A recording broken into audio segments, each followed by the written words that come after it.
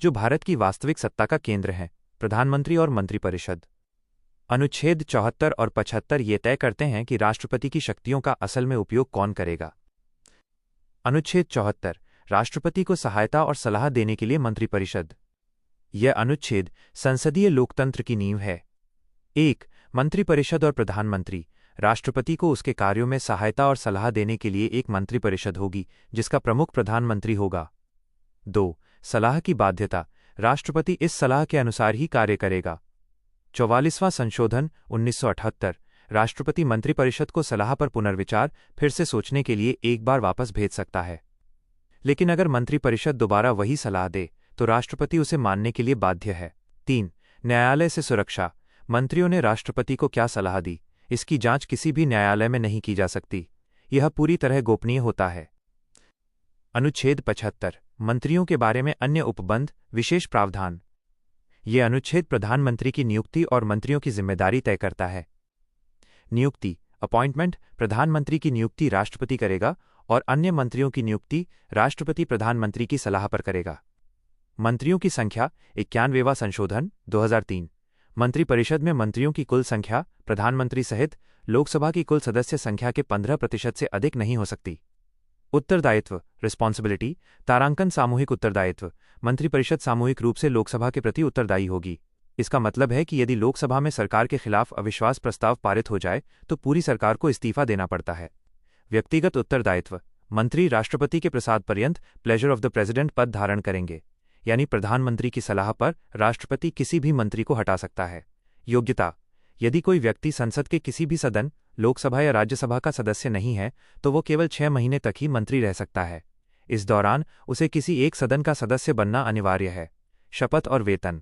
मंत्रियों को पद और गोपनीयता की शपथ राष्ट्रपति दिलाते हैं। उनके वेतन और भत्ते संसद द्वारा तय किए जाते हैं। अनुच्छेद 76 भारत का महान्यायवादी अटॉर्नी जनरल ऑफ इंडिया। चूंकि सरकार को भी कानूनी सलाह की जरूरत होती है, इसलिए ये पद बनाया गया है। यह भारत सरकार का मुख्य कानूनी सलाहकार और सुप्रीम कोर्ट में सरकार का वकील होता है।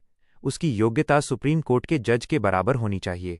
उसे भारत के सभी न्यायालयों में सुनवाई का अधिकार है और वह संसद की कार्यवाही में भाग ले सकता है, लेकिन वह वहां वोट नहीं डाल सकता। भारतीय लोकतांत्रिक व्यवस्था में वास्तविक कार्यपालिका रियल एग्जीक्यूटिव होता है। जहां राष्ट्रपति राष्ट्र का प्रमुख है, वहीं प्रधानमंत्री सरकार का प्रमुख है। आइए प्रधानमंत्री की शक्तियों, कार्यों और उनसे संबंधित सुप्रीम कोर्ट के ऐतिहासिक निर्णयों को विस्तार से समझते हैं। प्रधानमंत्री की शक्तियां और कार्य। प्रधानमंत्री की शक्तियों को हम 4 मुख्य श्रेणियों में बांट सकते हैं।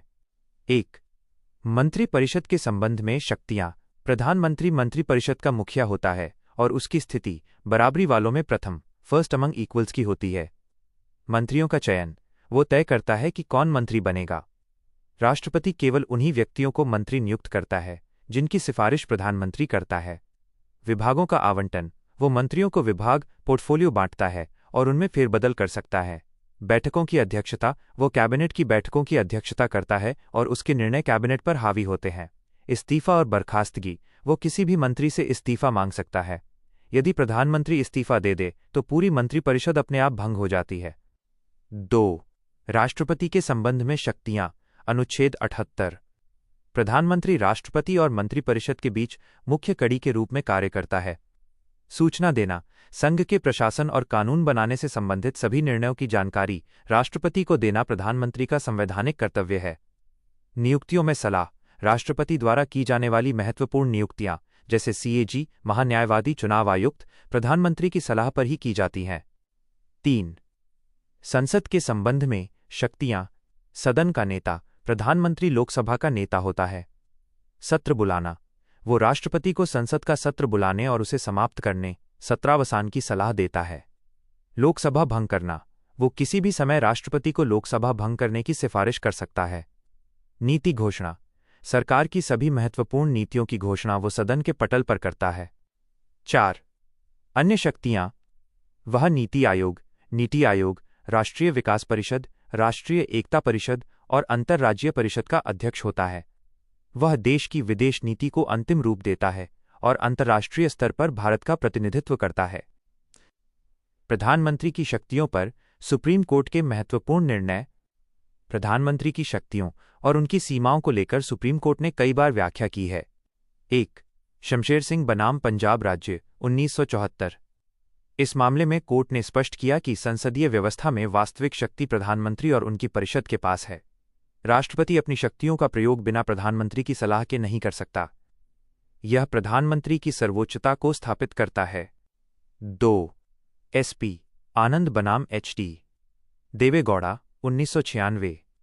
न्यायालय ने निर्णय दिया कि एक व्यक्ति जो संसद के किसी भी सदन का सदस्य नहीं है, उसे प्रधानमंत्री नियुक्त किया जा सकता है, बशर्ते वो 6 महीने के भीतर किसी भी सदन की सदस्यता प्राप्त कर ले।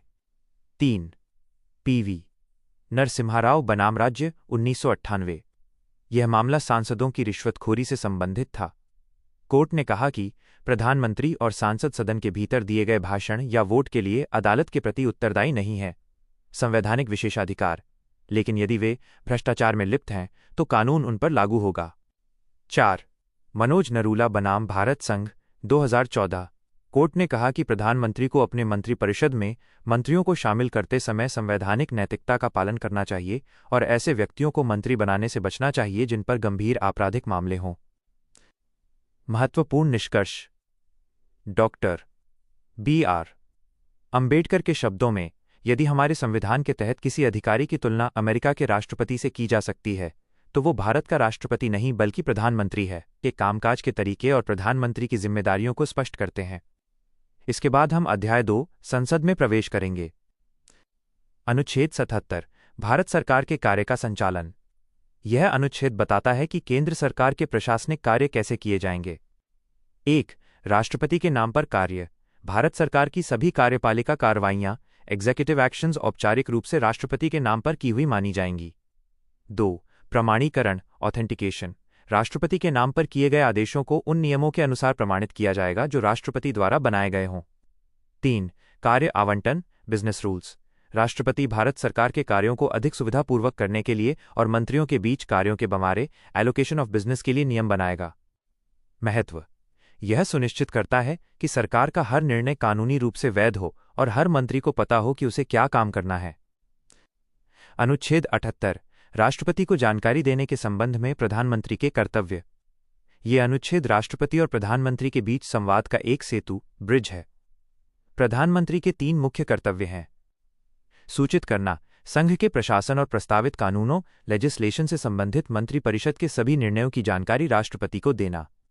जानकारी प्रदान करना, यदि राष्ट्रपति प्रशासन या कानूनों के बारे में कोई विशेष जानकारी मांगे तो प्रधानमंत्री को वो जानकारी देनी होगी।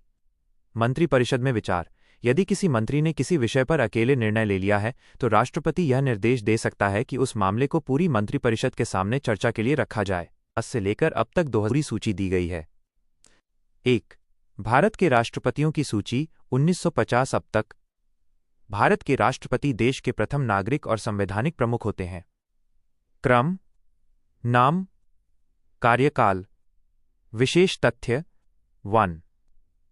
डॉक्टर राजेंद्र प्रसाद 1950-1962।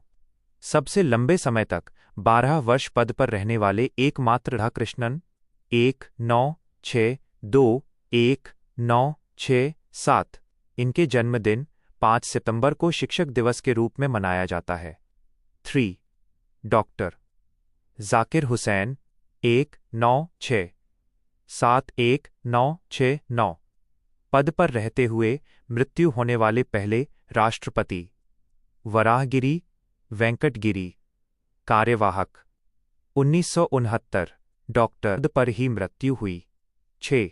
नीलम संजीव रेड्डी 1977-19।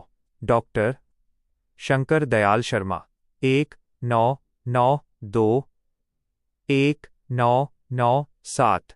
अपने कार्यकाल में 4 प्रधानमंत्रियों के साथ काम किया। 10. के.आर. नारायणन 1997-2002। भारत के पहले दलित राष्ट्रपति। 11. Doctor A P J. Abdul Kalam 2002-2007। Missile man और जनता के राष्ट्रपति। पीपल्स प्रेसिडेंट 12 श्रीमती प्रतिभा पाटिल 2007 2012 भारत की पहली महिला राष्ट्रपति 13 प्रणब मुखर्जी 2012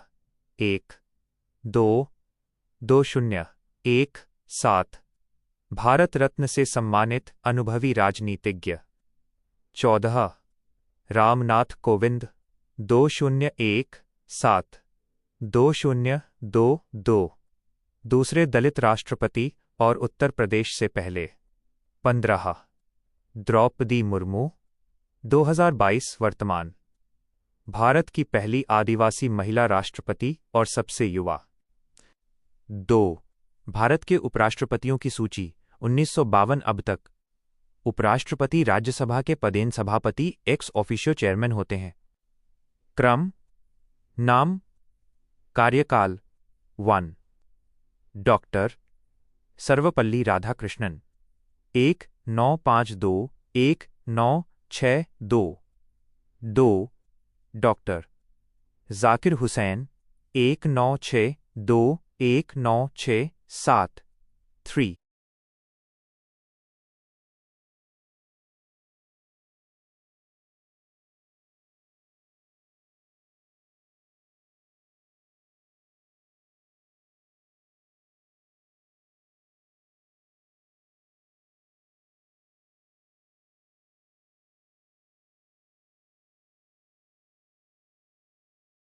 टिप्पणी doctor Radhakrishnan doctor Zakir Hussain V V Giri R Venkataraman doctor Shankar Dayal Sharma और के.आर. नारायणन ये वे व्यक्ति हैं जो पहले उपराष्ट्रपति रहे और बाद में देश के राष्ट्रपति बने। अनुच्छेद 71 के तहत राष्ट्रपति या उपराष्ट्रपति के चुनाव संबंधी किसी भी विवाद का निपटारा केवल सुप्रीम कोर्ट द्वारा किया जाता है। भारत के प्रधानमंत्रियों की सूची 1947 अब तक भारत का प्रधानमंत्री वास्तविक कार्यपालिका प्रमुख रियल एग्जीक्यूटिव हेड होता है। क्रम